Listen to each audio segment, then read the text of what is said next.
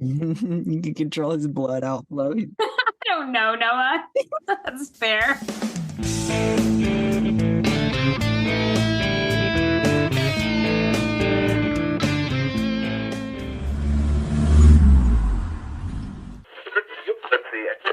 Hello and welcome to Saving People, Queering Things, the supernatural podcast where being thrown up against a wall definitely awakens something in Dean. Today we are pulling up to Season 5, Episode 18, Point of No Return. I'm your host, August, my pronouns are they, them. I'm Noah, he, him. And I'm Elayna, she, they. I'm so excited about this episode. It's a lot to talk about. It's my favorite. It sort of feels like there's no going back now, you know?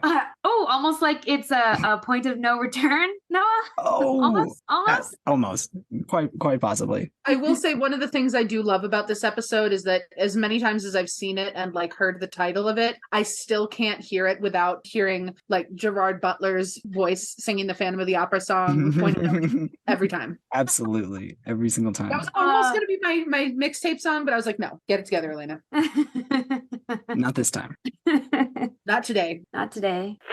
We are so excited to be going into Season 6, and as part of our preparation for the next era of Supernatural, we have created an audience survey to ask some questions of those of you who listen to our show, to get some feedback on what you like, what you would like more of, anything that we should be changing. Yeah, just any feedback you have for us. We would be so grateful if you have a few minutes to fill that survey out. And the link to the survey is going to be available on our social media, in the show notes, and on our website, queeringthingspodcast.com. Do it, because it'd be cool. We'd love to hear from you. Thanks, everyone. What we are going to do today is we are going to start with catching you up. So if you haven't watched Supernatural or this episode recently, here is what you've missed on the road so far. First up, Elayna, you are up to recap the show / Season 5. Let me know. The first 100 episodes of this chaos? No big deal. Yeah, right, because this is episode 100, isn't it, right? Yes, it is. Episode 1. It's not one episode 100 of our show, but it is episode 100 of the show. Sorry, bugs. Indeed. No, we're past 100 episodes on Queering Things. No, that's true.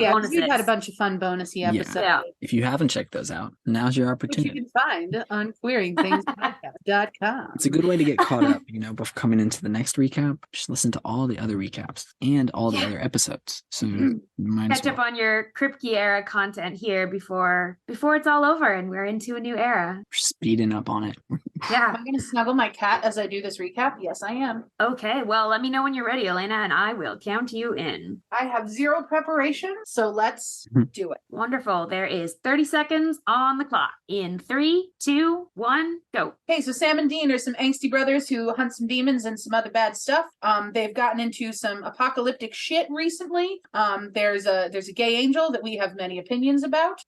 There's a lot of daddy issues and mommy issues abounding everywhere. And this season, they're dealing with the fact that they are like the vessels of Lucifer and Michael and are going to bring about the apocalypse. And Dean, as of, the last episode, is like, I guess I'm going to say yes, even though I have said I would say no this whole time. And that's where we are. There we are. We are caught up. That was the vaguest, yet also, like I said it all, but also... I felt like my mom vague posting on Facebook about it, Yeah. This thing happened. There was an apocalypse. I don't want to get into the details. It was great. Yeah, it's like when someone's like, oh, I'm going through something really hard. And you're like, oh, do you want to talk about it? No, not at all. Me with every child at work sometimes, literally today. Me being like, you are telling me with your body and your actions that you're not okay right now. Do you want to talk about it, kiddo? You want to tell me why you're throwing things at other kiddos? Oh, no. No? Okay, well, you just have to stop throwing things. That is going to be my rule right now. We're going to compromise and you don't have to talk, but you have to stop causing pain. Thanks, August in elementary school teacher mode is my favorite August. Today was a day, guys. Today was a day. I love them, but it was a day. But we are not here to talk about that. We are here to talk about this episode, which Noah is now going to recap. Are you ready, Noah? I'm ready. Okay, 30 seconds on the clock. Your time begins in 3, 2, 1, go. Okay, so Zachariah, the queer angel problem child, brings back Adam, the queer human wholesome child, in a bid to convince Dean he isn't the specific chosen vessel anymore. It sort of works, really pushes him further into his doubt and fear. He tries to convince Cass, Sam, and Bobby to just let him die until the end when they figure out a way to kill Zachariah and escape, but accidentally leave Adam behind. That's going to be foreshadowing for later. To be captured by Michael. The end. The end. Listen. I missed the alleyway scene, but we'll talk about that plenty. That's because we're going to talk for 6 hours about that, so it's fine. The most important part of this episode, or the part we care most about, here on Queering Things. Yep. The podcast where we queer things and make things queer and talk about the queer things. Well, okay, we don't even have to make so gay this episode. Oh no, it's true. There's no we're making doing no work here. Yeah. We're just pointing out the nothing. obvious here. I'm watching We showed up and we clocked in and gay shit happened.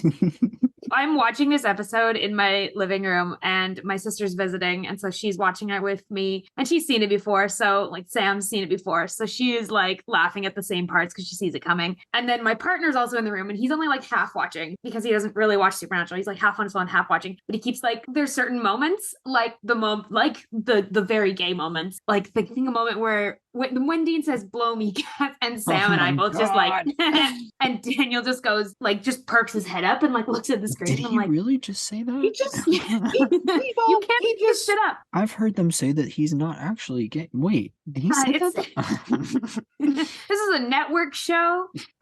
There are children here. No, there are not children here. There shouldn't be children here. Please Your child, go elsewhere. Don't watch this show. This episode is like the thesis statement for by Dean Winchester. Well, this is like a supporting thesis statement. I feel like we've had the thesis a long time ago. Oh, no, going back to Ash, we've been. Oh, okay, we've yeah. But this is like this is like one of your like big arguments. This is like your number one, your first argument. You were like, this is the thing that proved my.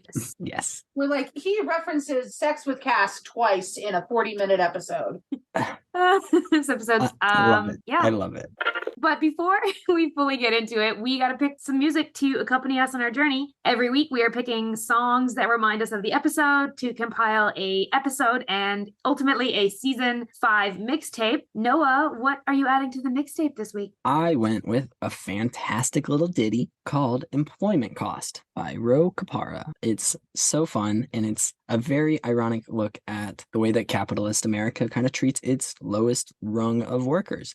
And so well, doesn't that work? The bridge mentions how you start to hate the whole human race for not fixing the world before it's too late, which is sort of Dean's whole approach. You know, he's getting there. But the chorus is, they say they care if you live or die, but they just need your labor. It's all a lie. I live to work, my dreams get shot, and if I kill myself, it's an employment cost. So it's very much how Dean is treating himself. On the nose. Episode. A little too painful. I have never heard of this song, but I will be looking it up after. Yeah, get off this recording. My sister Hannah showed it to me. Oh, thanks, Hannah. Thanks, Hannah. We always love a Hannah recommendation. Yeah, we do. You do. They never miss. They really never miss. Mm-mm. That's my best friend, y'all. That's just the person they are. Okay, Elayna, what's your mixtape today? So my mixtape suggestion this week is, I believe, from the Spring Awakening Broadway recording. Oh, I mean, that's mostly because painful and very good. The lyrics are literally, there's very few lyrics to this song. It's one of those ones where it's just very repetitive. But it's, they have the refrain of the phrase, I believe, and then I believe all will be forgiven, and there is love in heaven. And those just like, as I was sitting here thinking, I was like, what is the song that just encapsulates the feels between the brothers in this one? And the fact that Dean says he doesn't believe in Sam, and then Sam like unequivocally believes in Dean, and that's what changes the course of the episode. Mm-hmm. It felt like the right song. That is so fitting. I got to see Spring Awakening put on by the local university this past year that my partner is in the theater department of. So this wasn't a show he was working on, but we went and saw it, and that song is chilling in the context of the show. Very much is. That whole show is very chilling to watch. It's like there's so much like religious stuff and queer stuff and like sort of like haunting. The name itself, feelings. Spring Awakening. Yeah, it's all about young people and sex and religion and guilt and queerness and all these like. Right. Anyway, it's such a good. It works so well for this episode. I love it that you picked this. I was very shocked at how quickly it came to mind and how layered it was in terms of fitting the episode. So it works very well for Dean, our resident repression boy. I have so many Dean opinions this week, guys. Really, Elayna, I could not have foreseen that. Dean opinions from Elayna on her favorite episode. Who's shocking that coming? August, what about you though? My song is also very much leaning on the Dean feelings of this episode, but also Sam and also Cass. I think this song works really well for all three of them. This is "Weight of the World" by John Foreman. I'll just read a couple of my favorite lines. It's definitely a song that's sort of like directed at some kind of higher power, God or otherwise. So I think that also adds a layer to it when you think about this episode. But it's got these lines like "balance the world on your head. It fits like a knife in your chest. Breathing is bitter and sweet." It's great. It's a slow song, and the chorus is talking about, carrying the weight of the world. Carry the weight, I feel nothing. Which, particularly Dean, but also Sam and Cass. I think they're all sort of carrying the apocalypse in different ways in this episode, and they're all responding differently to that weight. And it's a good time. I'm gonna go add that right now because John Foreman has my entire heart, so that's fine. This is on John Foreman's Departures album, which is just a phenomenal album. Growing up, Switchfoot was my favorite band for many, many years. Oh yeah. Oh, that's why I know that name. Yeah. Why is this name so familiar? John Foreman, but this is one of his solo things, and his solo stuff is like some of my favorite stuff of his. I got to see him play I'm solo today years stuff. old knowing that he is solo. Oh, he did a seasons. His solo stuff is so good. I got to see him do some of his solo stuff, and I actually care. I brought a sign. It's like the one time I brought a sign to a concert with because I really, really wanted him to play a particular song, and he played it, and it was very satisfying. And Hannah and I actually it was at this performance was happening like at a camp that Hannah was working at the time, and we swear that you were there for that. Okay, you heard the story now. Hannah and I snuck around because Hannah was working at the camp, and so we were like, we're gonna wander around and see if we can figure out where John Foreman is before the show. And we we figured out where the green room was, and we didn't actually go and bother him because we were like, we're gonna be nice and not actually be that people. But we did go and look through a window, and I was like, yep, there he is. That's eating carrots and dip before the show, or whatever the heck he's eating. I don't remember. John Foreman, carrots and dip guy. It was very satisfying. And that's my John Foreman story. And then at the show he sang the song that I wanted him to sing. And it was a very big moment for me. Anyway. Love that for you. His lyrics, his spiritual exploration sort of lyrics have always been already added to my Spotify playlist. Very important. Anyway, I will digress from my John Foreman rant because I could talk for a long time. And this could be the John podcast. It's anti-John Winchester. It's pro-John Bellion, pro-John Foreman. Yep, that's true. This will not be the last time you will hear a John Foreman and/or Switchfoot song. I have definitely used Switchfoot songs before on mixtapes. I think I did too. That'll continue happening. Anyway.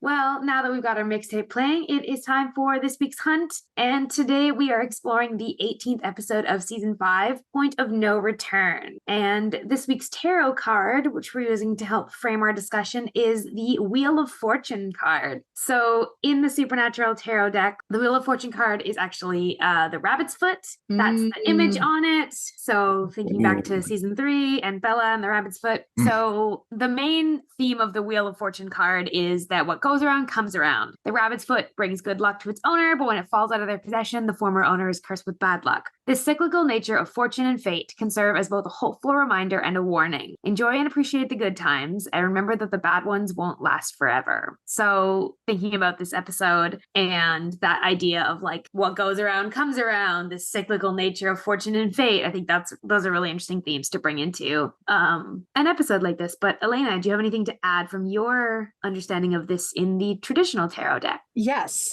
So this is ironically my favorite card in the tarot as well as my favorite episode. I think we did that sort of on purpose. I remember when we because it came up and I was like, this is ridiculous, and also a perfect card. So this one in the traditional Rider-Waite tarot deck is covered, depicts this wheel floating in the sky that's covered in a bunch of esoteric symbols. And as I was looking into it, apparently there's these 4 things that are located around the wheel, and so I was curious curious like what exactly they were because I couldn't tell from the initial card. And they're apparently an angel, an eagle, a bull, and a lion. And they are meant to represent the 4 fixed faces of the zodiac, which is Leo, Taurus, Scorpio, and Aquarius. Which I think is really interesting, especially given we recently in an episode found out that Zachariah is just like, one of my faces is a lion. So it's just that was kind of funny.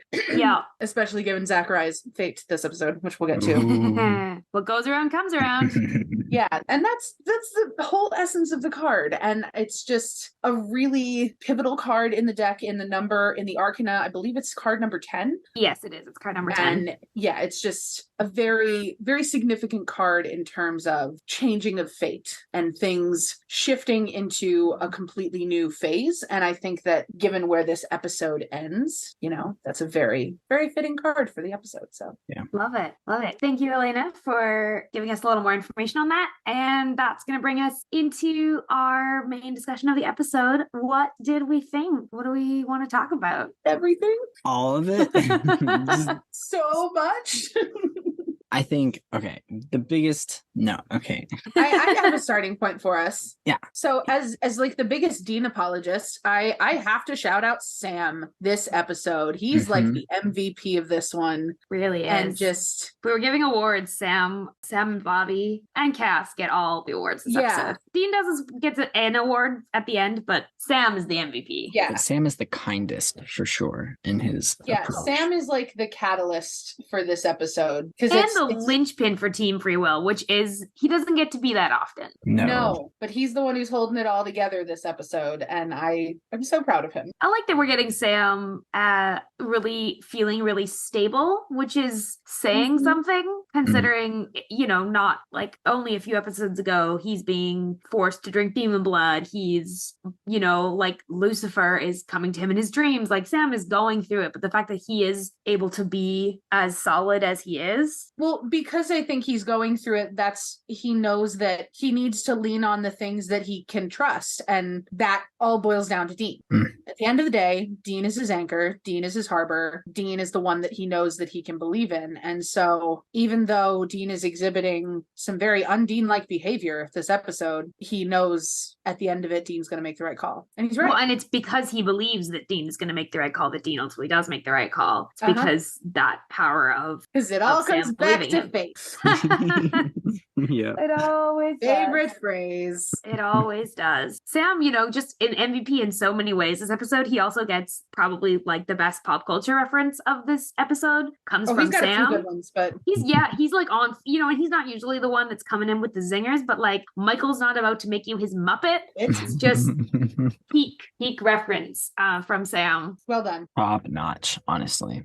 All you've ever done is run away. Okay, but before we get to that, can we talk about the first scene with Zachariah in the bar? Oh, yes. Sorry. Okay. Zachariah, of all the angels, loves to make a point about heaven is like a corporate business, and he loves to make those references. And so this scene in the bar is such a wild verification of that for him. And it's great. So funny. Like they're talking in these sort of like, he's talking in these metaphors to explain how down on his luck he feels. And the guy's just going along with it. You filthy humans. Absolutely. I'm sorry, filthy what? This poor man who's just been fired from his job and is just like trying to find some camaraderie and accidentally finds it with a mighty angel. As a poor man's last minutes on earth. Yeah. I've also always liked about that scene. I don't know what the name of the song is, but the lyric that's like playing as he sits down at the bar is the phrase, "Have you talked to the man upstairs?" I've always loved that element of it. Yeah. That is very good. I love that. Good. And then Michael just shows up and kills everybody else in the bar just because he's there. Because he's feeling a little pissy. I guess the demons don't leave tracks like that. No. So kind of reframes who the real bad guys are. Depends on the demon. True. Well, the angels, it's just like another reminder that the angels do not care about collateral damage. No. Like at all. Not a factor for them. No. Well, I mean, they're expecting half the planet to get torched and they're actively... They're looking forward to it. Yeah. And yeah, Zachariah, I do I will say, like, when we first started this rewatch and we first met Zachariah, I was like, oh, I remember finding him really annoying. And I just like didn't remember enjoying his presence as a villain. But I don't know if it's also like talking to Jamie and Beth from Driver Picks. Jamie's so enjoyed Zachariah, and I think it's helped turn me around on Zachariah a little bit. Like, I think he's so funny. He's such a good villain, and I like just have been thoroughly like. The more we're watching him, the more I've enjoyed it, and I am a little sad that he's gone now. I'm a little biased because Kurt Fuller, the actor, is a psych alumni, one of the main characters in like most of the seasons. So, you know, I already was a fan whenever I first saw him, but I really loved his performance. He was a different kind of angel from what we've seen so far, and I really enjoyed that. And you know what? Funniest angel in the garrison, you know, like it's true. The further we've gotten, the more I've been like, actually, you know, I don't think Cass was wrong. I don't think that was Cass not understanding humor. I think that was he said Uriel was the funny. Oh, right. But Uriel's gone now. Okay, never mind. So I think Cass is wrong. I think Zachariah is the funniest. Uriel was not funny. I think that means the title of funniest angel is cursed because Uriel had it, and then it passed to Zachariah. But yeah, it's cursed. It's cursed. The cursed angelic position. It's that one job that keeps getting passed on. But if you have it, it means you're about to get fired. It's like the jester, you know, highest risk, highest reward. Yeah. Zachariah flew too close to the sun being having anything to do with the Winchesters. You don't want to be on that job. You just don't want to be on that job. They do feel a bit like flying close to the sun, don't they? Mm-hmm. On that note, we had our own little Icarus trying to prep himself for his final flight and packing up everything he owns and sending it to Bobby. I need to know what was on that letter. When does that come back? It doesn't. Sorry, Noah. I was like, I don't remember, but I don't think it does come back. No, I think that one's up to our own interpretation. So what do we think's in the letter? It had to be a note detailing exactly how much Bobby meant to him as a father, and not as a father figure, but as using a father. Those exact words. Yeah. Bobby, you are my father. Yeah. That's in the something letter. along those lines, and take care of Sam. I feel like that's probably largely what it is. It's probably that. It's probably some I'm sorries. Maybe some information about like where certain information is, like keys for various drop boxes and stuff like that. Yeah. Like we've seen Dean be a very thorough hunter. I can't imagine in this moment he wouldn't be thorough about being like, this is where these things are. Yeah. Don't let Sam die. Don't let Sam say yes. Please. Which I understand why Dean has gotten to this point. I understand it narratively. God damn, it hurts. But also, like, that this is not the way to keep Sam from saying yes. No. Like, this is not... Dean saying yes increases the odds that Sam will say yes. And I, think that Dean miscalculates that. Yeah. For sure. He just doesn't... I think after, especially the events of the last episode, he just doesn't see a way out. Which is interesting because that's where Sam was earlier on in this season. Like, Sam was very much in the I don't see a way out. Dean refused to let him live in that space for even a moment. He was like, nah, not a chance. We got this. Yeah. Dean was pulling them along for a long time, and now he is unable to. And Sam is getting called in to this sort of like no one else. Like, even like Bobby says like he's just barely hanging on. Every day he thinks about maybe today's the day. Okay, that scene.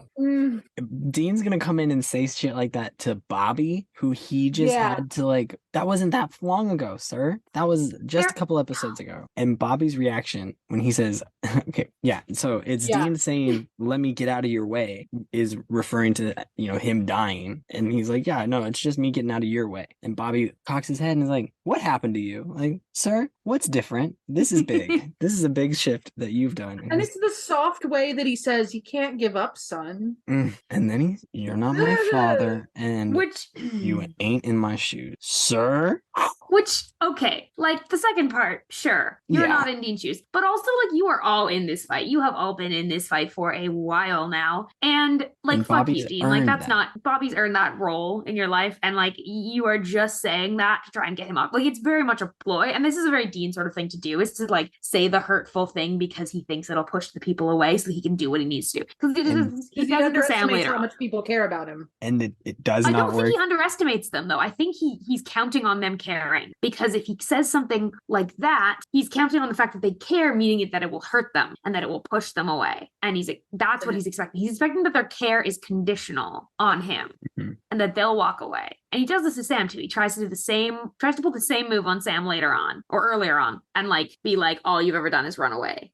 Like it's the same ploy. It doesn't And work. I was wrong every time. Such growth. It's so good. Yeah. I was so proud of him in that moment. I was like, you sweet little nugget. So in a much like in a cynical way, I want to be like, okay, but like Sam was not wrong every time No.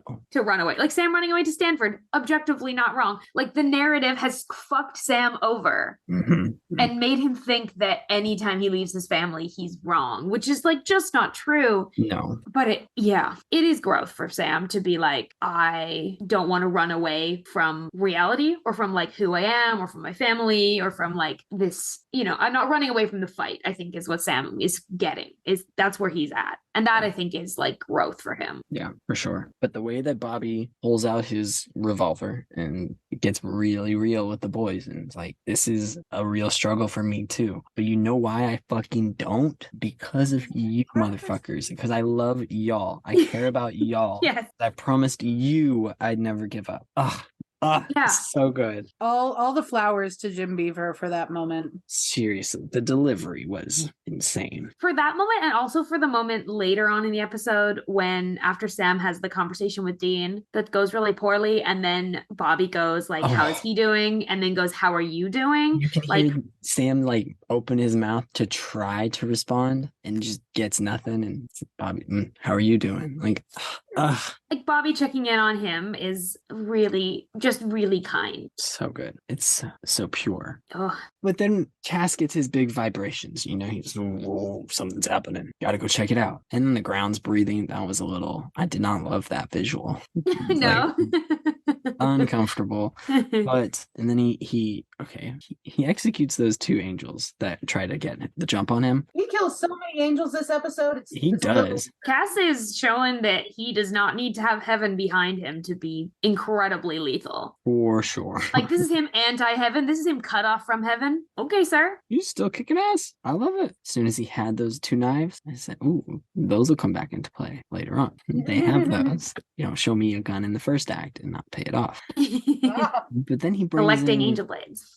Chekhov's angel blades. And then he brings in Adam, which, he was in the recap. I gave a little hint. I was like, okay.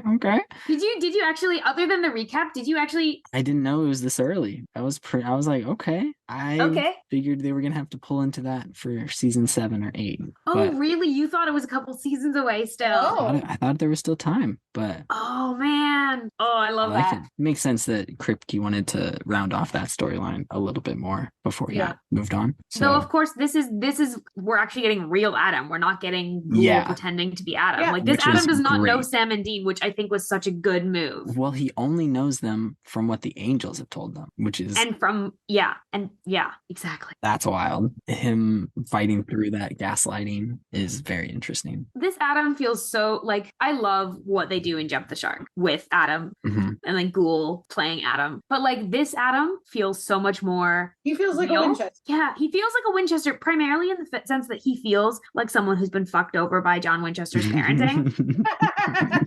He fits right in. Yeah. Well, the way he describes him, he's like, he's a guy who took me to a baseball game. He's not my family. He says, I don't have a dad, which is correct. Yeah, correct. You do not have a dad. You technically have a father, but... You have someone who is technically your parent, but he calls his mom his family. He says, that's the person. We may be blood, but we are not family, which is what he's identifying to Sam and Dean, which I think is, again, this nice little nod to that theme of it doesn't matter matter. Like who you're blood related to matters less than who you like choose to be committed to, which ties all back around to like Bobby in this episode because, you know. Yeah, Bobby's just as much their family as Adam is. Yeah. Well, in a lot of senses, more. So way more. Like, yeah. And now he's got Enochian sigils on his ribs. So that's pretty cool. Bonus. I do want to make one note about that scene when Cass first goes to find Adam.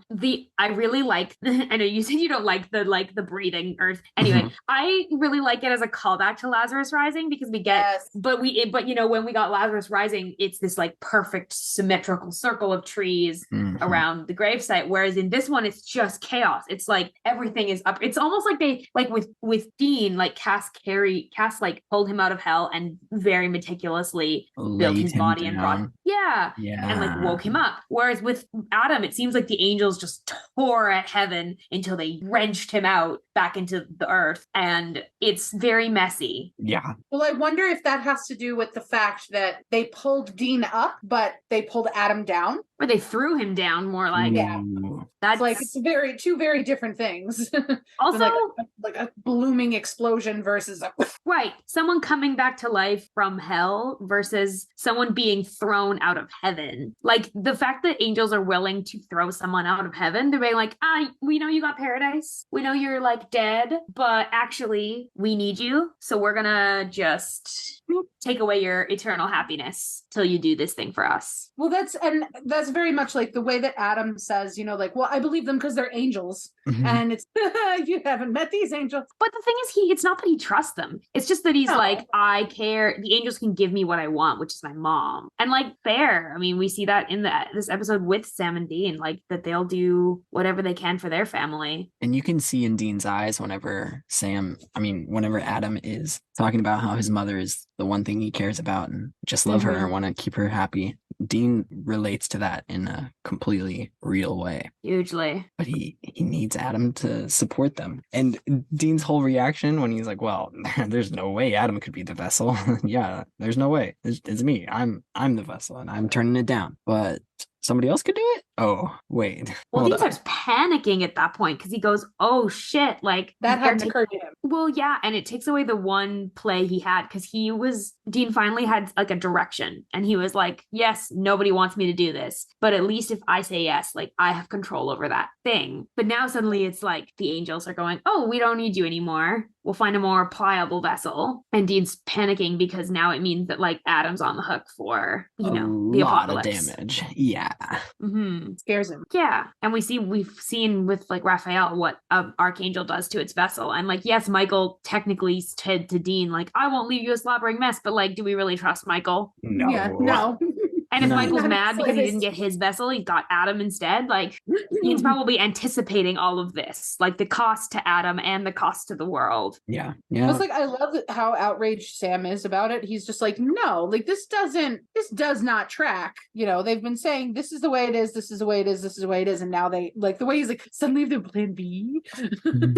Sam is so like smart in this episode and like genuinely, like not just like Sam's smart, but like Sam's very intelligent and wise in this episode. He's able to like be socially wise and like relationally wise, and he's able to kind of go like, this is not logical. I think that's like nice. It's nice to see Sam be smart in a different way than just like book smart. Yeah. Though in that scene we do get also one of the best lines. You know what? Blow me, Cass. So good. Just sitting backwards on a chair. Dean just turns around to look at Cass and goes like, Cass just looks at him. The things you could have said to him. In Cass's reaction, he just beautiful. Cass is like, but is that a challenge? Like, is it? Are we really offering here? Oh no, I think it's that, but I think it's a like. I think we've done that. We've done that before. We've established 503 was the moment.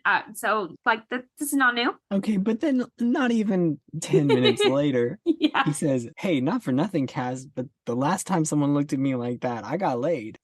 What was the point of that line being in there? What could and it the have wink. been? It's the wink that does it for me. Dean winking is just like such a thread this episode. There's no reason for that line. There's literally no reason for that line. They're literally like putting Dean on lockdown in that scene. And And that's the comment he chooses to go with. Is Cass is looking at him all smitey. And it awakens things. And Dean interprets that as like, well, Hey, I'm gonna be in this room. You know where I'll be for a while if we need some privacy.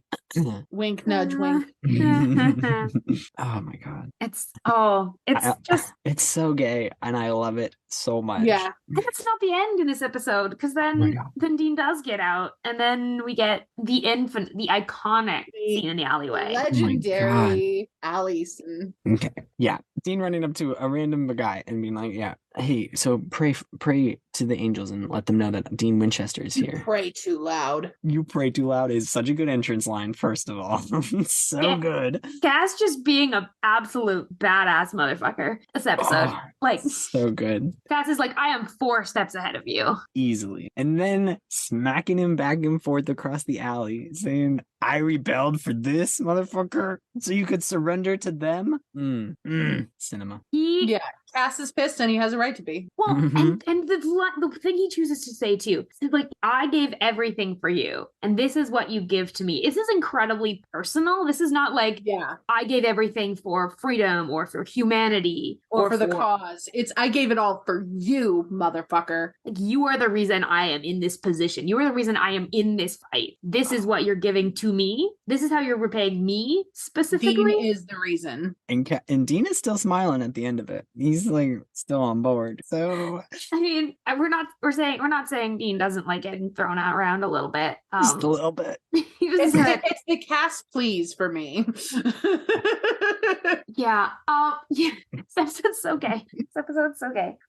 It's really hard because it's interspersed with this like very highly emotional family interpersonal stuff, and then these scenes with Dean and Cass where you're just like, you are doing a whole different thing. Like, this is a whole different storyline. What's happening with the two of them? It's technically connected, but it doesn't feel connected.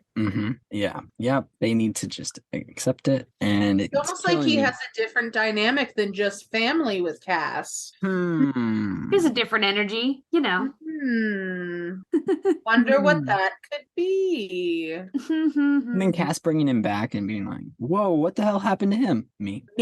Oh, okay. No one asks any follow-up questions. No follow-ups. They're like, you beat him senseless because he tried to run away and like betray us? Yeah, I love the way that Cass is just like flinging Winchesters all over the place this episode. Like, he just chucks Adam down on the bed, and then he just chucks Dean down on the no big deal. It's also the like uninhibited trust that Bobby and Sam have in Cass, because Dean's a flight risk, Adam's a flight risk. But Bobby, Sam, Cass are like on it together, and the fact that Bobby and Sam are just like, yeah, you've got Dean. You're gonna make sure that he doesn't bail on us. You got that part. Yep. They trust Cass your fully. boyfriend on watch. Okay. You need good. private time over there? Yeah, no worries. We got you. And I love when Adam's trying to sneak out and he's like, oh, hey, Sam busting. Oh, wait, hey, where you headed? Oh, out to get beer. Great. We have beer. Perfect. Older brothering is it's all here. In that scene. It's the return of like older brother Sam. Yeah. And we get that so rarely. We had it in the last Adam episode. It's so nice. It's so good. He's so kind to Adam. He's so understanding, Truly. And he's really not trying to make excuses or explanations for John. He is also not trying to say that what Adam's experienced should be swept under the rug. He's trying to be like, you know what? Like, I get it. You don't, I get it. Your childhood like kind of sucked. Your mom was great, but John sucked. And if we had known you existed, like, we would have found you. But I also recognize that doesn't mean that immediately makes us family. Yeah. Sam really does his darndest to connect. He does. And it doesn't work, as opposed to it's a very nice contrast with Jump the Shark when it does work. Yeah. Exactly. But it's all fake. It's all fake. Whereas this one, it's not real. This one is real, but he can't actually connect. But whenever Adam has his moment with Zachariah in the beautiful room, which shows up again, love that. He has that moment and Zachariah just turns on him instantly. Is like, yeah, okay, basically you're nothing. And so now he knows that everything Sam and Dean told him is true. So now he's going to rely on them a little bit more, unless the whole Michael thing changes everything, and that could fuck everything. So we'll see. Well, okay, the beautiful room, that cue, that like visual cue, like the beautiful room is still set up for Dean. And that's like the biggest, I think, hint that like, if you didn't already know, Adam is just bait. Because the beautiful room is whatever they need it to be. And that beautiful room is still set up for Dean. It's still burgers and beer. The painting that it starts on whenever it first goes to the beautiful room, the painting on the back wall is the exact same painting that Anna in Frozen jumps up in front of. And whenever she's doing her song at the beginning. Hang in there, Joe. First time in forever. Yeah. So that was a good start. I was like, oh yeah, it's Dean's room. It's Dean's room.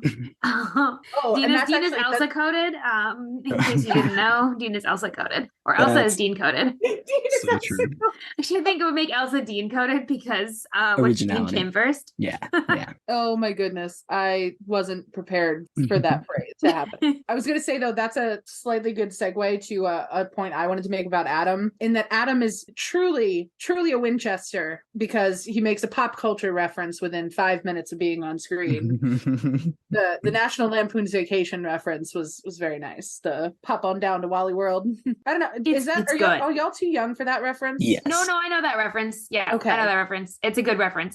I love that Adam still has that. Like, obviously from his mom, which is cool. I love Adam's mom. Everything we know about her. She seems great. Sucks that a ghoul got her. Yeah. Okay, so the beautiful room, that whole scene ends with Zachariah's death, right? And it's a really smooth move by Dean, having the angel blade up his sleeve, making Zachariah think that, hey, it's all good. I'm going to say yes. Tell Michael to come here. And then he changes the whole terms of the agreement. It's actually, I want you to fucking die, and then I'll say yes. So good. It's so smart because it's basically being like, I will play the game, but I'm not actually playing your game. I'm playing my own game. And it's that wink he gives to Sam to be like, don't worry. Like, it reignites I'm gonna do the right thing. Sam's faith. It's the small smirk that starts to like bloom on his face before the wink, though. Yeah. So That's good. one of my favorite Dean Winchester moments ever. Especially because Sam looks at him right before and you see Sam being like, I may have fucked up in trusting him. Just a little bit. You see that like moment of like, Sam's not sure if he should be incredibly betrayed. He's a little confused. He's like, hey, is that part of your plan? Or like, is you saying yes part of the plan? Because right now, like, you're saving us, but you're not. You're doing the one thing I've asked you not to do. And then it's good. It's good. He makes it conditional, and then Zachariah has to cave, and it's the one thing that could have made Zachariah cave. Which is great because just a few episodes ago he said, Lucifer's powerful, but I'm petty. And this is the pettiest move. So yeah, it's true. Good. It's using Zachariah's own hubris like against him. You know, Zachariah is not actually as committed to the cause as the angels are supposed to be. Zachariah is ultimately in it for his own power. Yep. Like we said at the beginning of the episode, Noah, like he's in it because of his upward mobility as an angel.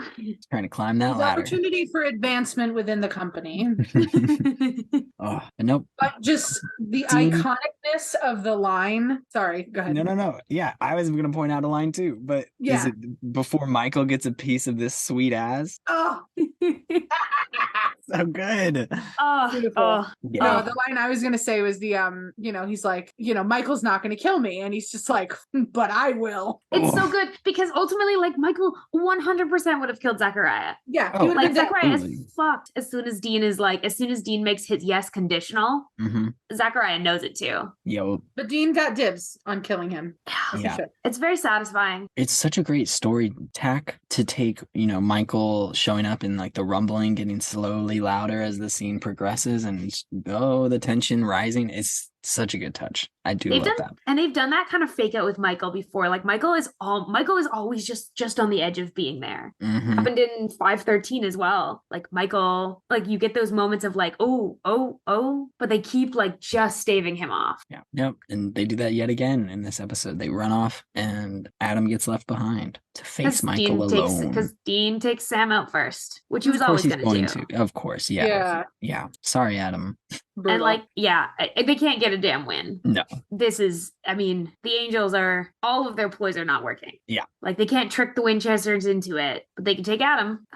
That's not going to end poorly. Not at all. I'm sure it'll be fine. As this being your first time watching, where do you think Adam is? What do you think? Yeah, predictions. I think Adam's going to, I guess he's got to be a vessel now. He's going to be used as Michael's vessel for a little bit to try and get Dean to say yes more. I don't know. It's crazy. They could go so far. I know Adam gets left in the kitchen, but I think that's a little further along. I think that's not right now. Oh no. I really want them to get Adam back out, stop Michael from doing the apocalypse, all that in the next 3 episodes somehow.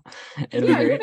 No big deal. Just 4 episodes. Stuff. We got 4 episodes left. We have a full 4 episodes. But I hope that they become a family demon fighting team with Bobby, not duo, trio, but Bobby and Cass and Sam. We'd get another addition to Team Free Will. Yeah, I'd like that. It'd be nice. I think he brings a fun dynamic to their family unit. It'd be great to see that. He makes Sam a middle child, and Sam suddenly has middle child energy, and I love it. It's so good. When you just add more siblings on, and it changes everybody's dynamics astronomically. So yeah.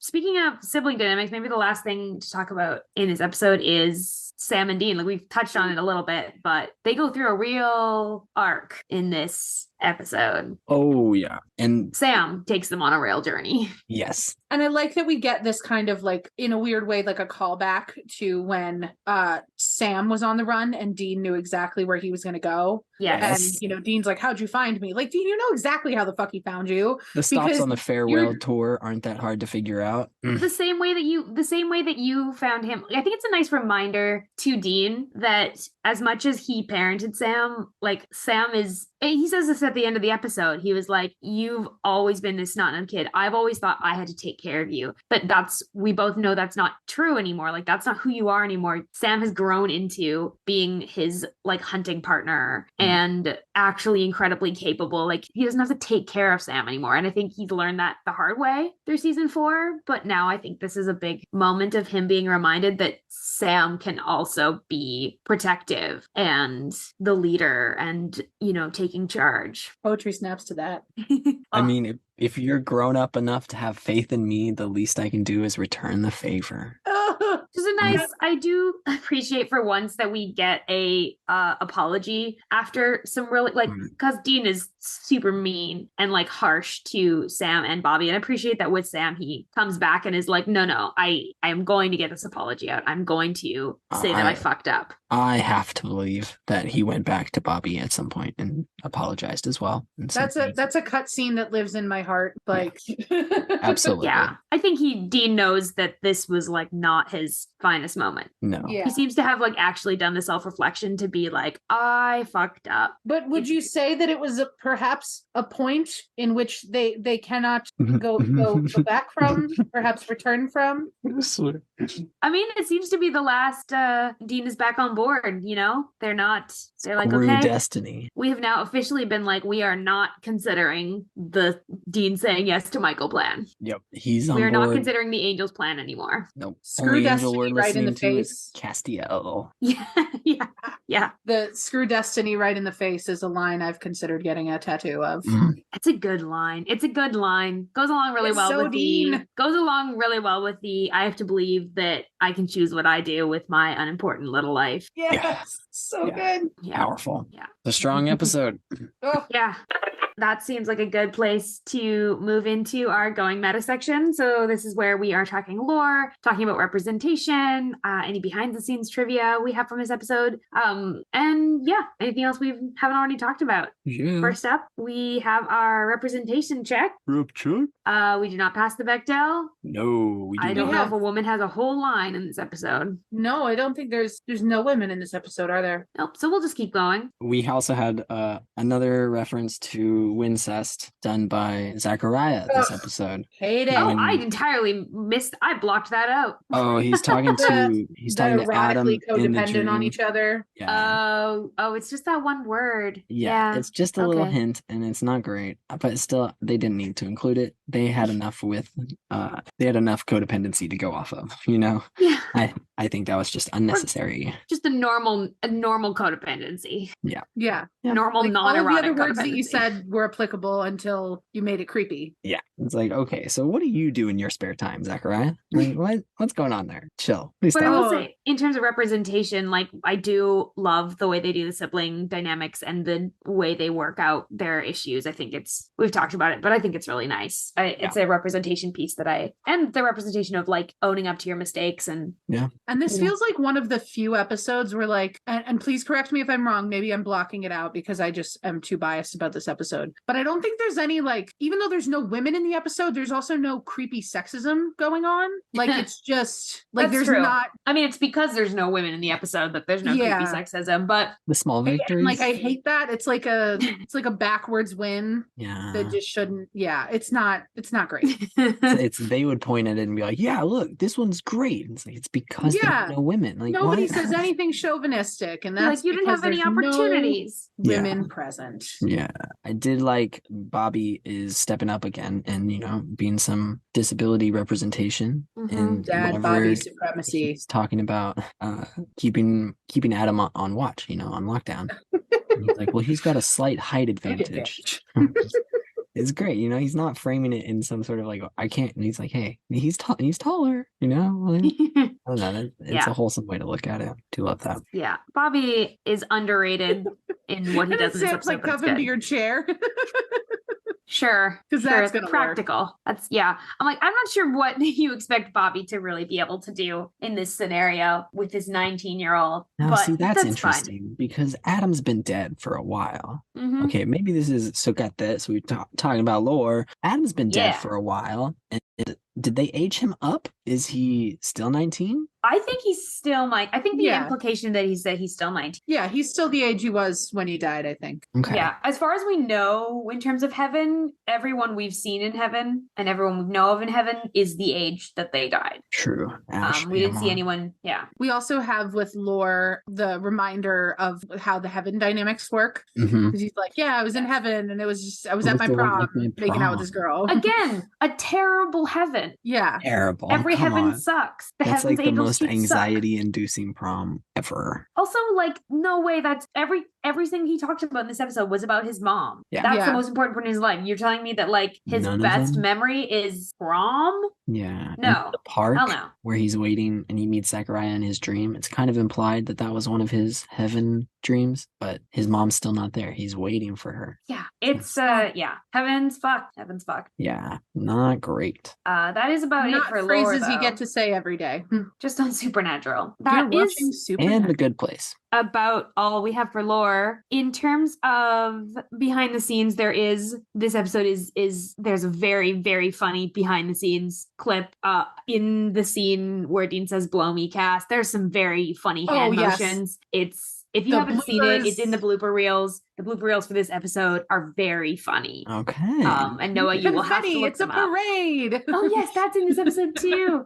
Lots of good stuff with Cass and Dean, with Jensen and Misha particularly, just hamming it up, like adding to the homoerotic subtext of their relationship with all their behind the scenes choices. I love that. I'll Yeah. have to go look it up. Oh yes, please Oh do. yeah, for sure. It's worth it. It's paratext and subtext. Well, Mm. don't Lord. watch it yet.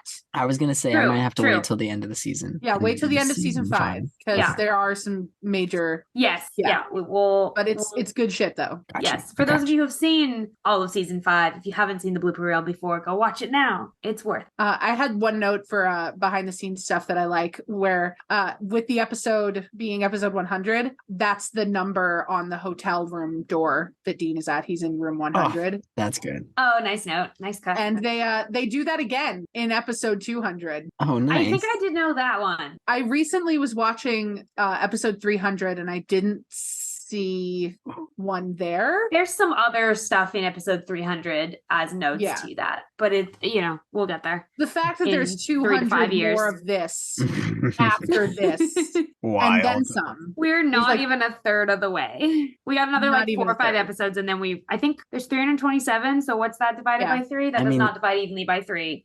But yeah, that's because season 3 was shorter. That was 326. 327. I think there's 327 episodes. Someone look that up quickly while I do some math. 327. Okay, yeah, I was right. Okay, so 109. When we hit episode 109, to be partway into season 6, that's the 1/3 mark. So we'll get there in a couple of months. I Which like would it. If anyone cared to know. Anyway, I think that's it for lore and meta. Anything else for either of you? We already talked about how Adam's resurrection was different from Dean's and how it could have been Yeah. because of the difference in direction. Rather. But I don't think there's anything else major. Yeah. Well, then that's going to bring us to our final and our favorite section of this episode, which is our character blessings. When we start with you, Noah, who do you want to bless? I've got to bless Bobby because my guy is a hero and a father, and his eldest son just told him to his face, "You're not my dad," and that hurt. And he handled it really well, and I cannot wait to see how he encourages the boys going forward and how they support him in response, and vice versa. Bobby, how about y'all? Elayna, I'm gonna let you pick first. So you're choosing one of them, and I'm blessing the other one. Did y'all not hear that? No, not at all. You were like, Elayna, what's your pick? And then just car alarms started going Oh, off. really? No, your mic did not pick up the car alarm. Unfortunately, that was really. Oh wow! I'm so sad y'all didn't get to experience that with me. That was very. You'll have good to for me imagine it, find. listeners. You'll have to imagine the car alarms going off. So my pick, you know it's gotta be Dean, because oh my sweet baby boy makes some bad choices and then makes some good choices. But I think that this episode is such a huge moment for Dean in solidifying his faith, actually. Yeah, in Sam specifically, and in Cass. Yeah, this is like, because we just recently had the Team Free Will, ex Blood Junkie, and whatever. But this is, you said it earlier at some point, August. You're like, this is like the solidification of Team Free Will. Yeah. This is like, okay, There's no going all back. 3 of us are fully on board. We are going full throttle into this apocalypse, being on the same page, And we trust each other. We genuinely trust each other. Yeah, and it's a big moment for all of them, but specifically this episode with Dean, just realizing that he's all in. I think that deserves blessings. I love that blessing. And do you mind if I add a tiny thing on the? Please, absolutely. I think that Dean is like de facto the leader of Team Free Will, like regardless, Of kind course. of like it just sort of narratively. And I think it's really important that he now is also fully able to trust both Sam and Cass. Like, I think this episode really makes them more of a team because it doesn't put all of the leadership weight on his shoulders for once. He's able to go, oh, Sam can take over and we'll turn out all right. Just big. Oh, Cass can take off his tie and be really smitey and sexy at the same time. Nice. We're all right. Do you think he needed help painting that on? I think he did. Well, that's not paint. No. Whose blood is it? I was always under the impression that he like carved it into his. That's I think how I also have always interpreted it. So didn't- he literally carved it. It didn't look like into- it was carvings though. I feel like if it was it that, it not? would have been a lot more blood. That is true, but he also is an angel, so I feel like he can control that a little. I don't know. You can control his blood It does outflow. always, I don't know, Noah. though. That's fair. That would actually, Noah, your theory that it's painted would actually fix something that I had an issue with watching it this episode, because I'm like, how is his shirt still clean? Mhm. When he Yeah. walks in there. Just Yeah. And he just rips it off and it's just blood everywhere. Way Yeah. less badass. So But I think very outside, Cass pulls his shirt up. He's like, "Hey, will you help me out here? This is my plan." And Dean, cuts his hand or Dean, whatever. can you just and- lovingly trace That's- my chest with blood? Yeah, way and so more then gay. The whole rest of the scene, Cass walks in and he's like, his shoulders are Just forward. when you He's thought it couldn't get gayer, we bring it. That's- It gets making gay. sure that the shirt doesn't touch so the much blood. less badass, but so much more gay. So I'm very conflicted about It's a it. bit of both. Like, fellas, is it gay to have your boyfriend write a sigil on your chest in blood? In his own blood. Ooh. Anyway, Okay. August, Okay. you're blessing. I'm gonna bring us way back down to reality, and I'm gonna bless Sam because Sam has to have a blessing today. Of course. For sure. Sam leads. Sam shows that I always he love your can- Sam blessings. That's specifically why I was like, I'm gonna go with Dean, because August always has good blessings for Sam. I love blessing Sam. I know you do. I love blessing Sam. Sam has fought so hard for his redemption in this season, and this is a moment where he really proves that like he can lead. He can trust his instincts. He can trust himself. He can trust Dean. Like this is huge for him, and I just want to bless Sam for trusting himself, and in that trusting his team, and in that saving the day. Like pulling Dean out of this funk that he was in, and this pit of despair that Sam pulled him out of. Sam deserves it. Oh, I love when we end a blessing session with hope. Yeah, point of no return, but yeah, there's no going back from how gay you are now. Also true. That's where we're gonna end for today. Thanks, Noah and Elayna, as always. Of course. Thank y'all. I'm so happy we did this episode. It was a blast. It felt really good. So make sure that you are subscribed to Saving People Queering Things wherever you listen to your podcast, and share our show with your friends, because it's great to have supernatural friends. You can find links to our social media and join our Discord server to make more supernatural friends through our website, queeringthingspodcast.com. As sad as we are about the fact that the Winchesters is right now canceled and will not get a second season, if you are all caught up on watching those episodes, or if you are watching the Winchesters for the first time and you would like to listen to myself and Elayna along with our friends Beth and KJ, we covered the entire season over at Wayward Parents, and you can find updates for that if we ever, hopefully we'll have them in the future, at Wayward Parents on Twitter. They won't get a season 2 on the CW. They might get a season 2. I'm hoping Amazon production, Jensen's got some deal. We're going to manifest that shit. I would love if by the time this episode is released, we're completely wrong and it's been announced that it's going to be on Amazon Prime. And it's going to be on a place where queerness is celebrated and not hinted at. The Winchesters did pretty well at celebrating queerness, I will say. Okay, they really were did. Very good at it, yeah. I was more throwing shade at the CW. Oh, that's... Because... Okay, continue yeah, on. Please, we love slandering the CW sniper on the show. Go ahead and check out Wayward Parents. It's great. And everybody on that podcast, I love them so much. So go check it out. But next week's guests are going to be some of my favorite guests. It's the sibling episode. We've already hyped up Hannah this episode, with our mixtape suggestions and all that. So if you want to hear from her and Theo and Sam, as well as August and myself, tune in next week. We did this last season. It was so much fun to do a big sibling episode. So we thought a lot of chaos. This will be great. I love Pod Squad sibling episodes. It's going to be fun. Season 5, episode 19. Hammer of the Gods. Dun, dun, dun. That was incredible. And I short-circuited and can't read the line for a second. But thank you all for coming along for the ride, and we wish you a peaceful road until we meet again.